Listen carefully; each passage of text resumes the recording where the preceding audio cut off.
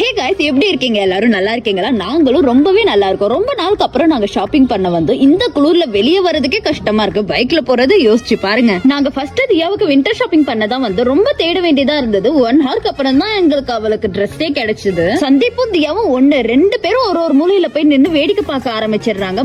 மண்டையில 2 தட்டு தட்டி நிக்க வைக்கிறதுக்குள்ள என் உயிரே போயிடுச்சு. மேரேஜ்க்கு அப்புறம் ஹஸ்பண்ட் பேபி மாதிரி மாறிடுறாங்க. அவங்கள பேம்பர் பண்றதுக்கே டைம் பாதி போயிடும். இது உண்மையா இருந்தா உங்க ஹஸ்பண்ட்க்கு இந்த வீடியோவை ஷேர் பண்ணுங்க. தியாவோட ஷாப்பிங் முடிச்சிட்டு சானுக்கும் ஷாப்பிங் பண்ண வந்துட்டோம். அவனுக்கு கொஞ்ச நேரம் தான் எடுத்துச்சு. வாங்க, இவ்வளவு தூரம் வந்து பானிபூரி சாப்பிடலன்னா எப்படி? அண்ணா இங்க நின்னுட்டு இருந்தேன். அப்போ ஒரு குழந்தைய வச்சுட்டு பிச்சை எடுத்துட்டு இருந்தாங்க. எனக்கு வந்து பாவமா இருந்துச்சுன்னு சொல்லிட்டு என் கையில இருந்து 20 ரூபாயை நான் கொடுத்தேன். அவங்க பாவம்னு கொடுத்தேன். பட் அவங்க எங்களுக்கு வந்து 20 ருபீஸ் இல்ல 100 ருபீஸ் தான் வேணும்னு சொல்லிட்டு அங்கேயே எங்களை வந்து இது பண்ண ஆரம்பிச்சுட்டாங்க.